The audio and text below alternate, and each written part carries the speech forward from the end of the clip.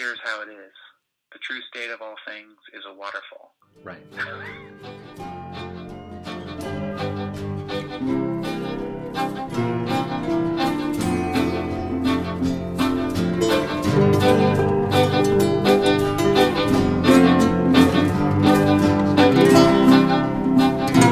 Up and died, you up and died on me. I can't believe you actually died.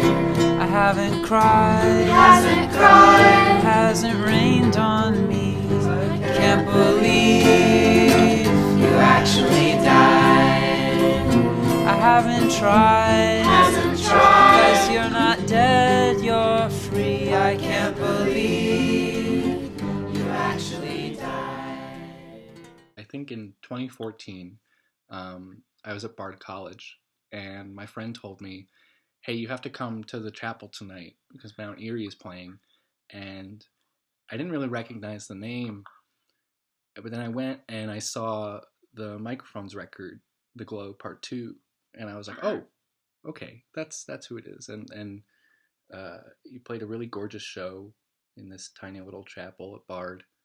And then a year after that, a friend of mine from childhood passed away. And then a year after that, my aunt was diagnosed with cancer. And there were 2 albums that came out around that time.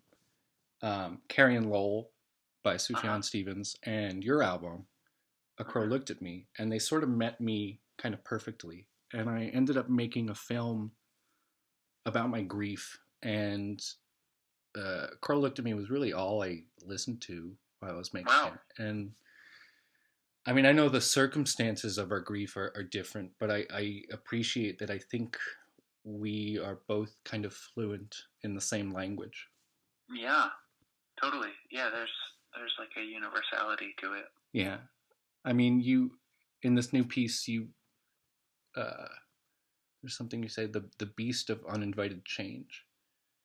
Yeah. Which feels like such a specifically broad way to name death, you know. Yeah, I don't know. I just think there's a lot of building ghosts of people out of objects and phrases and crows, or in my case, cows, and both grieving and creating something in real time. So I really just want to thank you for what you've made and what it took to make those albums. Well, thanks. That's awesome. I'm glad that it was useful. The things you were writing before had a kind of vagary to them, or maybe they were naive. You weren't really informed about what real death is, or something like that. But I mean, one of your old Microphone songs is called Fill Elverum's Will. And it's so I think maybe that was based in a sort of more poetic kind of conception of what these things could be. But I think you've always been pretty seriously thinking about these things. Oh, sure. Yeah. Yeah, the difference is that I used to explore playfully what mortality was like. I used to throw it around in poetic terms, which I think has great value. I think that's what art is for exploring big ideas without having to live through them. But then when I lived through it, I just felt like, okay, well, this is different. This is a whole different thing than writing a pretend will in the form of a song, or pretending in a concept album that I die and get eaten by vultures. That's fine. I'm not like disowning that, but I just think it's a different idea of what death is. Sure. It's like lowercase d death. Right, and once you're faced with the reality of something, I mean, you're processing it in real time, and kind of you don't really know what it's like until it's in front of you, Yeah.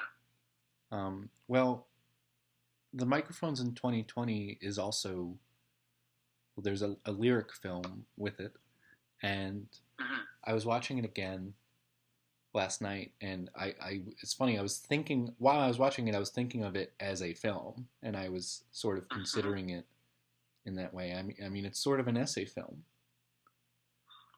Yeah, that's nice of you. That's generous to think of it that way, because it's just a slideshow.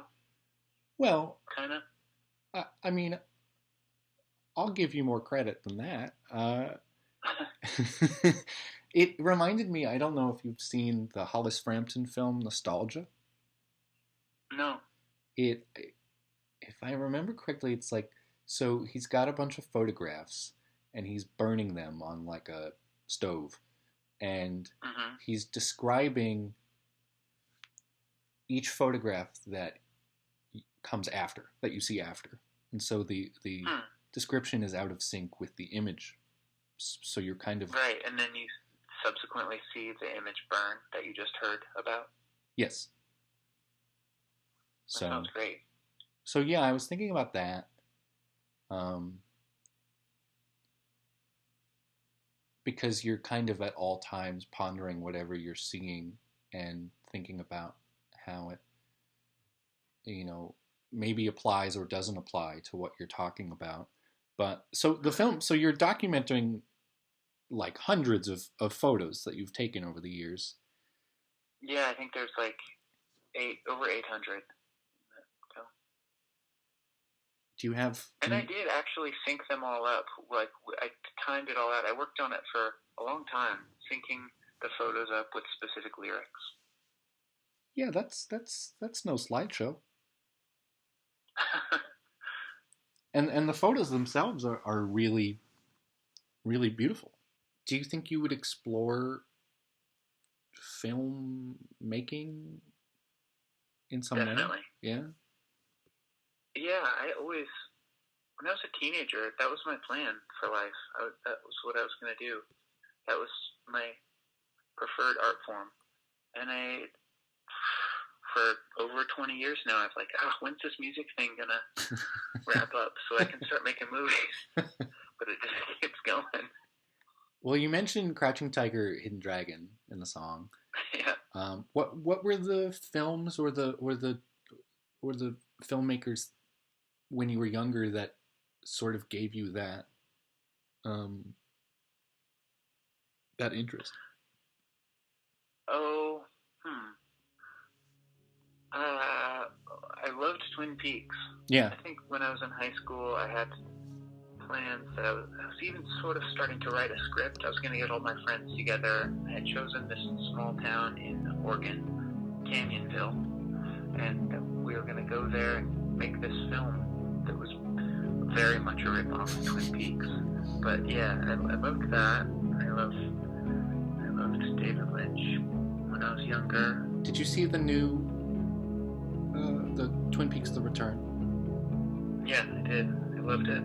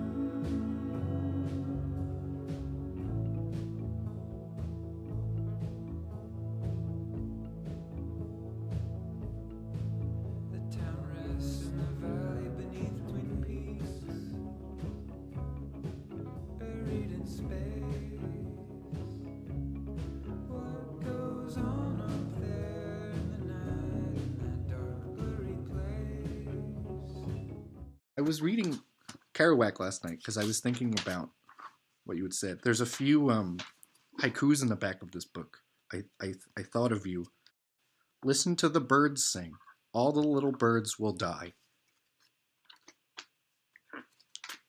Is a haiku. Is that it? That's it. And then This is so good. the low yellow moon above the quiet lamplit house. What That's is great. Yeah, what is Buddhism? A crazy little bird blub.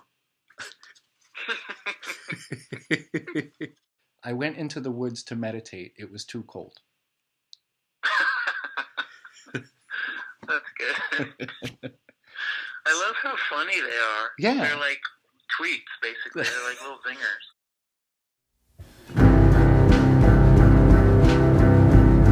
In the morning, it feels like coming into a clearing. The disorientation lingers only for a breath. I hold the thought